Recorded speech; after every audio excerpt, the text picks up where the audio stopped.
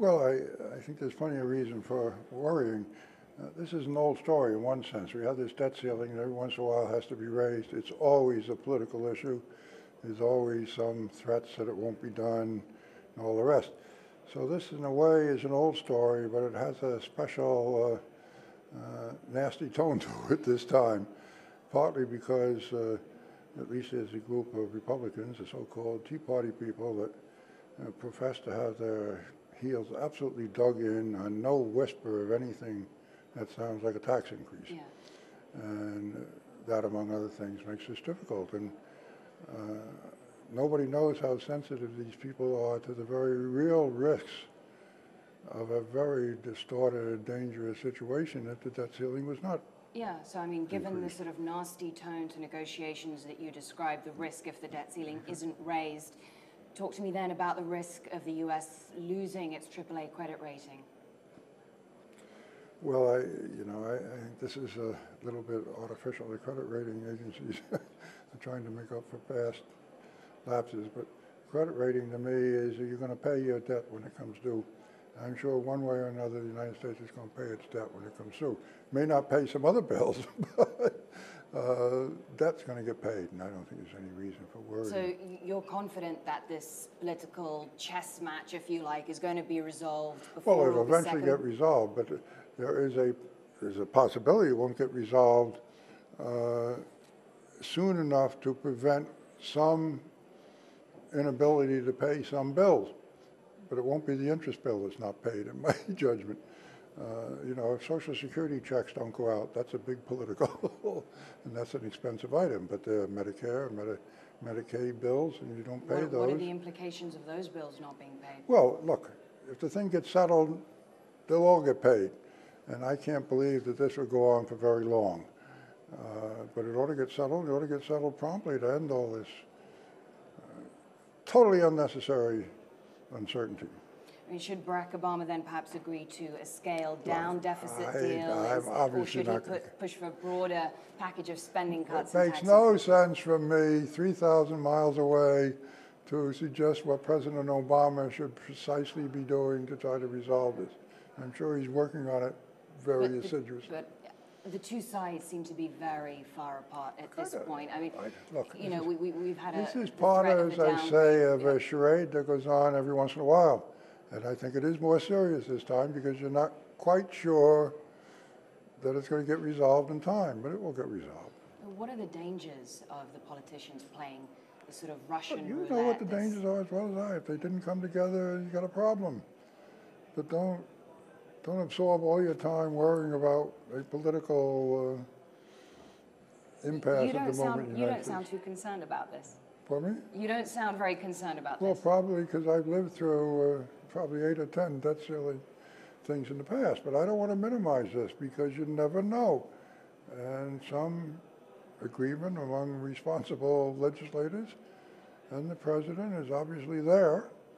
I mean, it's not hard to figure out what could be done. So would a short-term extension of the debt limit be any good? There's no point in getting me, who's not involved at all in the negotiation, to try to suggest what. But your opinion on the issue? Well, my opinion is they get it settled. But you're confident that they will get it settled ahead of the August 2nd deadline? I'm confident they will eventually get it settled, yes.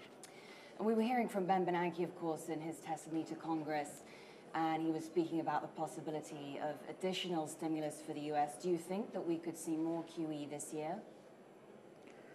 I don't like to make predictions about the economy, and even less of Federal Reserve policy, so don't press me on. That's a matter of, because my personal preference is not to talk about what my successors are doing. Sure, but I guess a difficult economic environment in the U.S. right now with low growth, high unemployment. The growth in the economy is slower than anybody would like to see it, and I think the prospect is it's going to remain slow for a while, and there's no easy solution to that. Time will have to work its magic, but the period of time makes everybody uncomfortable. You say there's no easy solution.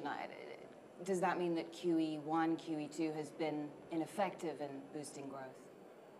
It's very hard to make that judgment. I think too much attention has been paid to QE1, QE2. When I came to the United Kingdom, however many years ago, I think they went home rather than coming here on the real QE2.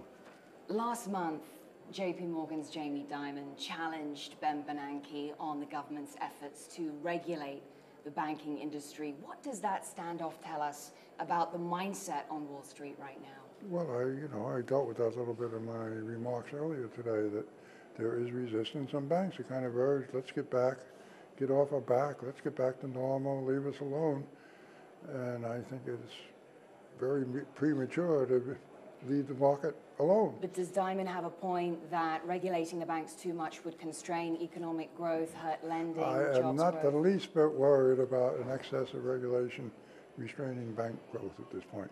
Obviously, theoretically, you could carry regulation to the point that it was counterproductive. I don't see any danger. If you're not worried about that, do you think that governments, both in the US and Europe, globally, are not doing enough to tackle the too big to fail problem? Yes, I believe they are not doing enough. It's a very hard problem. It's not because they're not aware of the problem. It's not because they don't want to do something about it. And in the United States legislation, the Dodd-Frank Act, there is a program for dealing with too big to fail. But I don't know of any other country that's got it in legislation. In concept, there is a kind of consensus, I think, internationally. But because banks are international and the markets are international, this is one area where you really need an international consensus. And I think that's understood, but it hasn't been achieved yet, and people are working at it. Now we're contending with the debt crisis right here in Europe. Recently we saw borrowing costs rising for the larger economies in the Eurozone, for Spain, for Italy. Is the crisis reaching a more unmanageable level now than when it was just Greece, Ireland, Portugal? I think it's at a very critical point, and it's going to take some real leadership to get over this and preserve the stability of the euro and all the rest. It's a very complicated, difficult problem. What needs to happen? And it's more complicated and difficult than the debt ceiling problem in the United States. They're both going on at the same time. So then what needs to happen to stabilize markets? Again, obviously there needs to be more confidence in governments being able to achieve what they want to achieve, but I'm not going to get into the specifics of it. And we actually have the results of stress tests for European banks coming up on Friday, Mr. Volcker. What are your expectations of those tests? Do you think that they should include some sort of default scenario? Because right now they've been criticized for not being transparent enough. I'm an American. I'm not immediately concerned with these stress tests, but I do believe they ought to be realistically tough, yes, if we're going to get some confidence in the banking system in Europe. So perhaps not tough enough here in Europe? I'll let you make that judgment. With all the uncertainty we have in the market right now, is there a risk that forcing the banks to disclose details of their holdings in government debt could actually lead some banks to being targeted by the markets? Look, that kind of decision I'm going to leave up to the European regulators. That's the kind of thing they're getting paid for, and I'm not.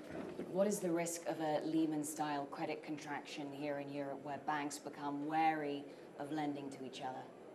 Well, look, this is a critical problem in Europe with the weakness of the Greeks and the Portuguese and the Irish, and now concerns, which surprised me a bit, suddenly arise about Italy.